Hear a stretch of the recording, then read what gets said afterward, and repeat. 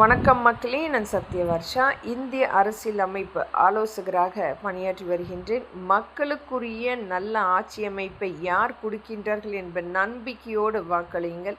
இது மிகப்பெரிய இன்றைய அரசியல் அமைப்பு என்பது வெறும் விளம்பர மாடலாக மட்டுமே இணையதளத்தில் அதிகப்படியான விளம்பரங்களை மீண்டும் மீண்டும் செய்வதால் மக்களை மூளை செலவை செய்து கொண்டிருக்கும் சூழ்நிலை நாம் பார்த்து கொண்டிருக்கின்றோம். அதிலும் இன்றைக்கு பெண்களுடைய பாதுகாப்பு என்பது மக்களுக்கே தெரிந்த ஒன்று.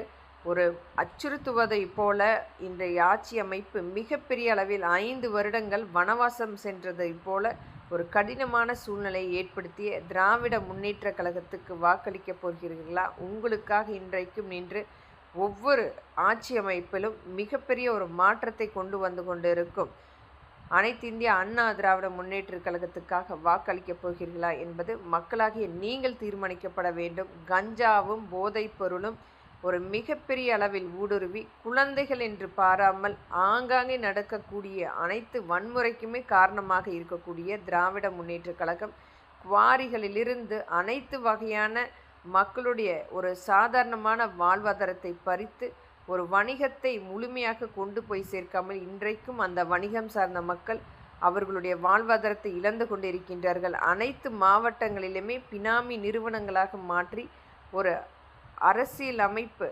தேர்தலினுடைய இவர்களுக்கு சாதகமாக மாற்றிக்கொண்டிருக்கின்றார்கள். பண பட்டுவாடா என்பது ஒரு பினாமி நிறுவனத்தின் மூலம் நாளைக்கு வருகின்ற சட்டமன்ற தேர்தலுக்குரிய பங்களிப்பாக ஒவ்வொரு நிறுவனமாக ஒவ்வொரு மாவட்ட ரீதியாக இங்கு எண்ணற்ற பணங்களை முன்கூட்டியே ஒவ்வொரு பினாமி நிறுவனத்தின் மூலம் மிக எளிதில் கொண்டு போய் சேர்க்கக்கூடிய திட்டங்களாக அமைத்து கொண்டிருக்கின்றது திராவிட முன்னேற்ற கழகம். ஆனால் இது மக்களுக்குரிய ஆட்சி. மக்களுடைய நிலைப்பாடு தெரிந்து விலைவாசியை குறித்து மக்களுக்கு என்னெல்லாம் நல்ல திட்டங்களை எடுத்து செல்ல வேண்டும் என்பதற்கான ஒரு நல்ல அரசியல் அமைப்பு, பெண்களுக்குரிய பாதுகாப்பு கண்டிப்பாக நிர்ணயம் செய்யக்கூடிய ஆட்சி அமைப்பாக இருக்கப்பட வேண்டும். ஆனால் காவல்துறையும் இன்றைக்கு மிகப்பெரிய அளவில் திராவிட முன்னேற்ற கழகத்துக்கு கைக்கூலியாக வேலை செய்து கொண்டிருக்கின்றது.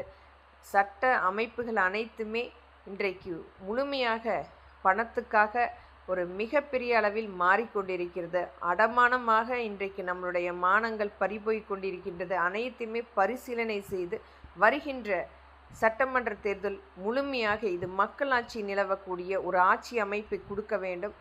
இன்றைக்கு அனைத்து இந்திய அண்ணா திராவிட முன்னேற்ற கழகம் மட்டுமே மக்களுக்குரிய நல்ல ஆட்சி அமைப்பை கொடுக்கும். இது எண்ணற்ற கட்சிகள் இன்றைக்கு வந்தாலும் அடுத்த கட்சிகளை மிக எளிதாக